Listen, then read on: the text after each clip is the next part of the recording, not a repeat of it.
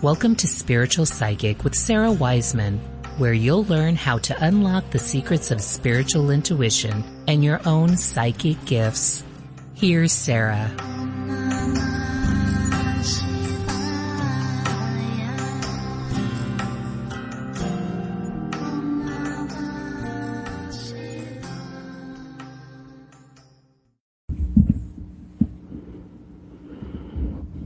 Welcome to Spiritual Psychic. I'm Sara Wiseman.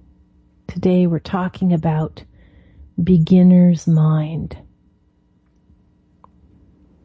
So beginner's mind is, probably most familiar to most of you as sort of a Buddhist concept of approaching things with the eyes of someone new to the experience.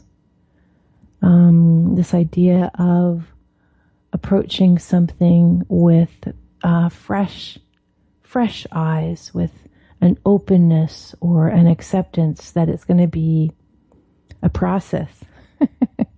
And one of the most exciting things you can do is try something that is new to you and that you're not particularly good at. We talked about this in the last podcast. We're going to continue now. Sometimes we're so busy working with our very best skill sets. So if we're good at writing, we write a lot. Or if we're good at cooking, we cook a lot. If we're social, we're always using our social skills or, whatever it is for you. Yet there's this extraordinary magic that happens when we try something that we don't know how to do and that we're not good at or that isn't easy or natural for us.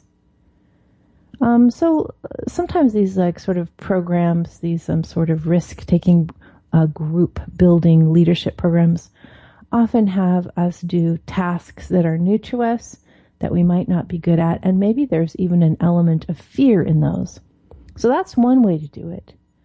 But I'm just talking about doing some ordinary tasks that you're not particularly great at, that there probably isn't really any fear involved. You're not walking across a tall ledge or over a river with a rickety suspension bridge or something. It's just doing normal tasks that you don't normally do. So, for example, a while back I went to a cooking class.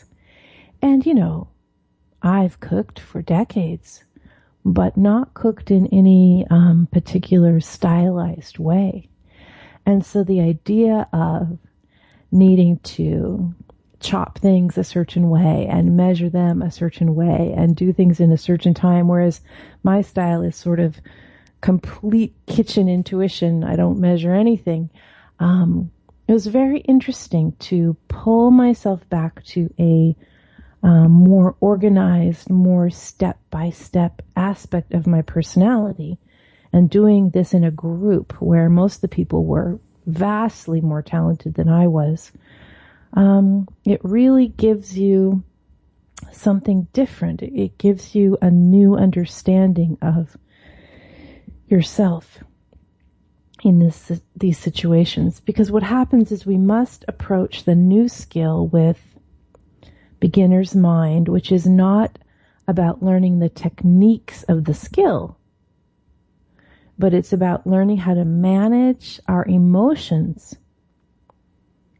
as we experience discomfort and frustration and even failure, or failing over and over and over. Fail again, fail better. Payment children, just fail again, fail better. Yeah, when we're kids, we're always beginners. We're new to life. We threw ourselves into everything wholeheartedly, and it was always new because, we're little. But then we got good at one thing or another, and we started choosing that because, one, we were good at it, and so, two, it was easier, and three, because we didn't have to expand our comfort level as much. We didn't have to deal with those emotions of frustration and failure and discomfort. We were just like, yeah, I got this. I know how to do this one. I'm just going to stick on this path, this particular narrow path of my gift or my talent. And then I won't have to feel that discomfort of expansion or the frustration when I don't know how to do something, or the failure that happens when we are learning or when our learning curve is there. I just think it's important to look at how much you're expanding yourself and how much you're trying new things. One of the things I'm continually working on that is not in my particular skill set is I'm working on technology. I need to learn technology in order to produce a lot of the stuff that I create for you guys. And it's, you talk about needing to follow instructions for cooking.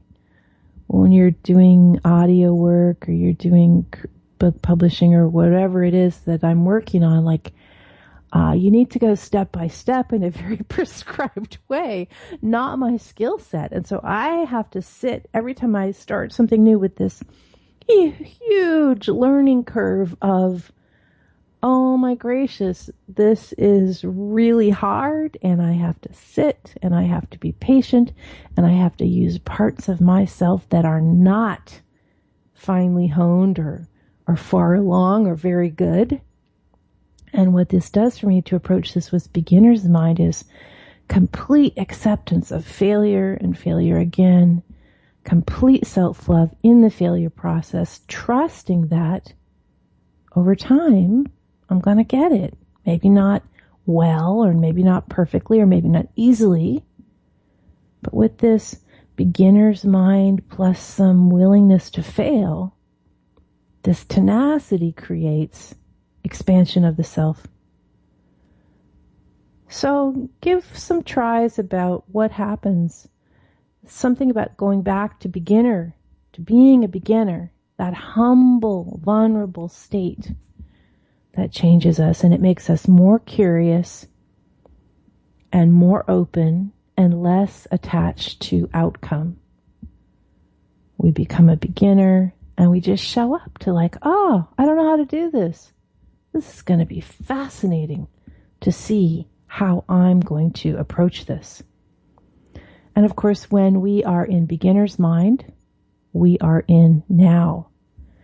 We're open to everything, and we're ready to learn, and we're ready to adapt, and we're ready to grow. When we're in beginner's mind, trying something new, we're humble, and we're present, and we're whole. And of course, this is such a beautiful way to be.